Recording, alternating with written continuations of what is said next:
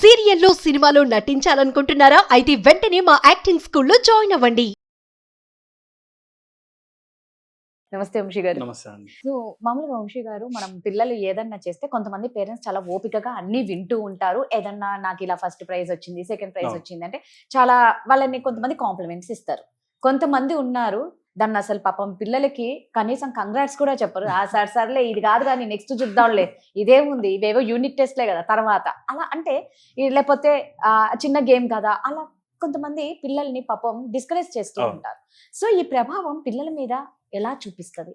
అసలు ఎలా హ్యాండిల్ చేయాలి ఇలాంటివి పిల్లలతో? సో నేనేమంటానంటే మన పిల్లలకి స్ట్రేంజర్స్ నుంచి అంటే బయటి వాళ్ళ నుంచి కాన్ఫిడెన్స్ డ్రాప్ అవడం కంటే మెయిన్గా ఇంట్లో ఒక మాట వినపడక కాన్ఫిడెన్స్ డ్రాప్ అవుతుంది. ఆ మాట ఏంటో తెలుసా? బాగా చేసావు. Wow. ఈ ఒక మాట ఇంట్లో వినపడక వాళ్ళ కాన్ఫిడెన్స్ వీక్ అయిపోతుంది. మనము జనరల్గా చూస్తాం, వినుంటాం, లేకపోతే మనమే పర్సనల్ లైఫ్లో ఎక్స్పీరియన్స్ అయి ఉంటాం. మా ఇంట్లో వాళ్ళు నన్ను ఎంకరేజ్ చేయరు, నన్ను దేంట్లోనూ పొగడరు. నేను సక్సెస్ అయినా కూడా నువ్వు మాత్రం చేసావులే, చాలా మంది చేస్తున్నారు. మోటివేట్ చేయకపోగా మిస్టేక్స్ మాత్రం ఇమ్మీడియట్ గా చెప్తారు, కంపేర్ మాత్రం ఇమ్మీడియట్ గా చేస్తారు. వాడు అలా చదువుతున్నాడు, వీడు ఇలా చేస్తున్నాడు. మరి నా సక్సెస్ కి గుర్తింపేది ఇంట్లో. ఇది చేయడం వల్ల ఏమవుతుందంటే పిల్లల ఐడెంటిటీ వీక్ అవుతుంది. వీక్ ఎలా అవుతుంది? వీళ్ళకి ఇంట్లో వాల్యూ లేదు, నేను వాల్యూలెస్, నేను వేస్ట్, నేను దేనికి పనికిరాను, ఈ ఐడెంటిటీ వాళ్ళకి వాళ్ళు ఇచ్చేసుకుంటారు. ఎందుకంటే ఇంట్లో వాల్యూ లేదు కదా. నేను ఒక చిన్న రన్నింగ్ రేస్లో పార్టిసిపేట్ చేశా, థర్డ్ వచ్చా. ఇంటికి వచ్చి నాన్న నేను థర్డ్ వచ్చా రన్నింగ్ రేస్లో. ఫస్ట్ రావాలి కదా, థర్డ్ ఏమిరా పక్క జరుగు. వాడు అట్లీస్ట్ థర్డ్ వచ్చాడు, బాగా చేసావు నాన్న, బాగా పరిగెట్టావు, నెక్స్ట్ టైం ఫస్ట్ రావడానికి ట్రై చేయి. ఇది ఉండదు. కరెక్షన్, అప్రిషియేషన్ 0, కరెక్షన్ మాత్రం 100% ఉంటుంది. దీనివల్ల ఏమవుతుందంటే ఐడెంటిటీ వీక్ అయిపోతుంది. Psychologically this is a dangerous pattern. Identity week అనేది వాళ్ళ లైఫ్ లాంగ్ ఉండిపోతుంది. ఇన్ కేస్ మధ్యలో బ్రేక్ అయితే తప్ప మోస్ట్లీ అవ్వదు, ఎందుకంటే వాడు అదే ఇంట్లో ఉంటున్నాడు కదా, సైకిల్ తిరుగుతూనే ఉంది కదా, సో బ్రేక్ అవ్వదు. సో అప్రిషియేషన్ అంటే పూలదండలు వేయడము, పెద్ద స్టేజ్లో వేసి షాల్వాగా చప్పట్లు కొట్టడం, ఇది కాదు అప్రిషియేషన్ అంటే. అది అప్రిషియేషనే, బట్ ఒక్క వర్డ్ చాలు, బాగా చేసావు, గుడ్ జాబ్, గ్రేట్ ఎఫర్ట్, అయిపోయింది. ఇది మైండ్లో ఐడెంటిటీ క్రియేట్ చేస్తుంది. ఎలా చేస్తుంది? యు ఆర్ వాల్యుబుల్, నువ్వు సూపరు, నువ్వు తోపు. ఇది వానికి వాడిచ్చుకునే ఐడెంటిటీ. నువ్వన్నమాట ఒక్కటే, గుడ్ జాబ్. మైండ్ ఎంత డిఫరెన్షియేషన్గా తీసుకుంటుందో చూడండి రెండు విషయాలని.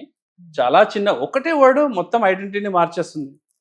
మనం ఏం చేస్తున్నామంటే ఇది సరిగ్గా లేదు, అది సరిగ్గా లేదు అనే చెప్తున్నాం తప్ప ఇది బాగుంది నాన్న, నువ్వు ఇంకొంచెం ఇంప్రూవ్ అవ్వచ్చు, మనకి కాన్ఫిడెన్స్ బిల్డ్ అవుతుంది. నెక్స్ట్ టైం చేస్తున్నప్పుడు ఓకే నేను ఇక్కడ దాకా బాగానే చేయగలుగుతున్నా, అక్కడ దాకా కాన్ఫిడెన్స్ ఉంటుంది. నాన్న ఏం చెప్పాడు, కొంచెం పెంచమన్నాడు, అక్కడ నుంచి ఇంప్రూవ్మెంట్ చూస్తాం మనం ఏం చేస్తున్నామంటే నేను ఇందాక చెప్పినట్టుగా అప్రిషియేషన్ ఏమో 0%, కరెక్షన్ ఏమో 100%. బ్రెయిన్ థ్రెట్ మోడ్లోకి వెళ్తుంది. న్యూరోసైన్స్ ఏం చెప్తుందంటే పిల్లలు కంటిన్యూస్గా ఇదే ప్యాటర్న్లో ఉండడం వల్ల బ్రెయిన్ థ్రెట్ మోడ్లోకి వెళ్తుంది. థ్రెట్ రెస్పాన్స్ సిస్టమ్ యాక్టివేట్ అవుతుంది. బ్రెయిన్ ఏం చెప్తుంది, ఈ ఎన్విరాన్మెంట్ సేఫ్ కాదు. థ్రెట్ రెస్పాన్స్ సిస్టమ్ యాక్టివేట్ అవ్వగానే ఏం చెప్తుంది అంటే ఇక్కడ ఫైర్ అలారం మోగింది, మంట కనిపించింది, మన బ్రెయిన్ ఏం చెప్తుంది, ఇది సేఫ్ కాదు, బయటకు పంపించేస్తాం మనం. అదంతా బ్రెయిన్ ఆటోమేటిక్గా జరిగే ప్రాసెస్. ఇంటర్నల్గా ఇది సేఫ్ ఎన్విరాన్మెంట్ కాదు అని ఆ పిల్లాడికి చెప్తుంది. స్పీడ్ అయిపోతుంది, ఇది సేఫ్ కాదు, ఇది సేఫ్ కాదు. 2 రకాల ప్రాబ్లమ్స్ క్రియేట్ అవుతాయి. చెప్తా వినండి, షాక్ అవుతారు మీరు. ఒక రకమైన ప్రాబ్లం ఏం తెలుసా? పిల్లలు ఎవరితో మాట్లాడరు, 10 మందితో కలవడానికి భయపడతారు, పెద్ద ఆఫీస్లో జాయిన్ అయిన తర్వాత మీటింగ్స్లో మాట్లాడలేరు, వీళ్ళకి గుర్తింపించినా తీసుకోలేరు. భయం, ఫియర్ ఆఫ్ ఫెయిల్యూర్ అంటారు కదా, ఓవర్ థింకింగ్ ప్యాటర్న్స్, ఇవన్నీ స్టార్ట్ అవుతాయి ఈ బ్యాచ్కి. ఇంకొక ప్యాటర్న్లో పడిన వాళ్ళు ఏం చేస్తారంటే సేమ్ 2 ప్రాబ్లమ్స్ క్రియేట్ అయిపోతాయి. ఒక ప్రాబ్లం ఏమో వీళ్ళు ఓపెన్ అప్ అవ్వరు, ఎక్కడ మాట్లాడరు, ఇంట్రోవర్ట్ కంటే దారుణమైన స్టేజ్లో తిరుగుతూ ఉంటారు అనమాట. టాలెంట్ ఉంటుంది, టాలెంట్ ఉంది కాబట్టే వాడక్కడ గిల్ట్ ఫీల్ అయ్యాడు, నన్ను ఎవరు పొగడట్లేదు. ఇంకొక ప్యాటర్న్ ఏంటంటే సైలెంట్ అయిపోవడము. సెకండ్ ఏం చేస్తారంటే బయట ఎవడన్నా పొగుడతాడేమో, నన్ను ఇంట్లో పొగడట్లేదు, బయట ఎవడన్నా పొగుడతాడేమో, పీపుల్ ప్లీజింగ్ స్టార్ట్ అయిపోతుంది. నన్ను పోడండి రా అని ఇండైరెక్ట్ గా చెప్పుకోవడం స్టార్ట్ అవుతుంది, అడుక్కోవడం స్టార్ట్ అవుతుంది, బెగ్గింగ్, బార్గెనింగ్ స్టార్ట్ అవుతుంది, over thinking, over work start అవుతుంది. నేను ఎక్కువ పని చేస్తానని ఏమన్నా పొగుడతారేమో, పక్క వాళ్ళ నుంచి ఎక్స్పెక్ట్ చేయడం స్టార్ట్ అవుతుంది. ఇక్కడ మళ్ళీ డేంజరస్ ప్యాటర్న్లోకి ఎక్కడ వెళ్తారో తెలుసా? ఫ్రెండ్స్ సరిగ్గా లేకపోతే హ్యాబిట్స్ మారిపోతాయి. మీకు ఒక దగ్గర హ్యాబిట్స్ మారిపోతాయి. ఎందుకు మారిపోతున్నాయి? ఈ ప్యాటర్న్లో పడిపోయారు. బయట వెతుక్కుంటున్నాడు ఆనందాన్ని. కరెక్ట్. ఒక్క సిగరెట్, ఒక్క ఇంకేదో దొరికిందనుకోండి, ఆ గ్యాప్లో అయిపోయింది. బయట నుంచి దొరికింది. ఇంకొక ప్యాటర్న్ ఏం పడతారు? అనవసరమైన అఫేర్లు. ఒక మంచి మాట ఎవరైనా మాట్లాడేసరికి నాకు ఇంట్లో దొరకలేదు, ఇక్కడ దొరికింది, అక్కడ అటాచ్ అయిపోతారు. అది మంచిదా కాదా, ప్రాబ్లమ్స్ క్రియేట్ చేస్తుందా, వీడు ఆలోచించాడు. మోస్ట్లీ ప్రాబ్లమ్స్కే వెళ్ళిపోతాయి. ఎందుకంటే వీడి మైండ్లో ఏముంది? ఇక్కడ దొరకలేదు, నాకెక్కడైనా దొరుకుతుందేమో, దొరికింది, చిన్నది దొరికింది, అక్కడ అటాచ్ అయిపోతుంది.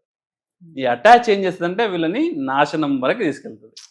నాశనం చిన్నవాడే, ఇంకా పెద్ద పెద్ద జరగవచ్చు. ఈ సోదంతా ఎందుకు?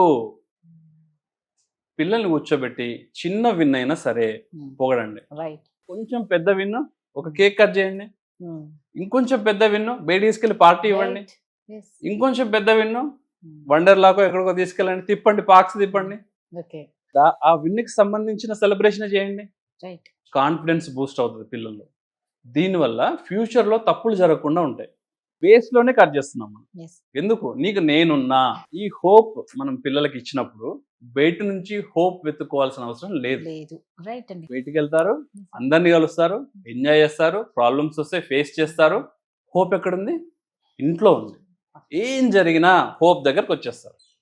ఈ హోప్ దగ్గరకు వచ్చే యాంకర్ మనం ఇవ్వనప్పుడు ఏం చేస్తారంటే హోప్ ఎక్కడ దొరికితే అక్కడికి వెళ్ళిపోతారు. అది బార్ కావచ్చు, ఇంకేదైనా కావచ్చు.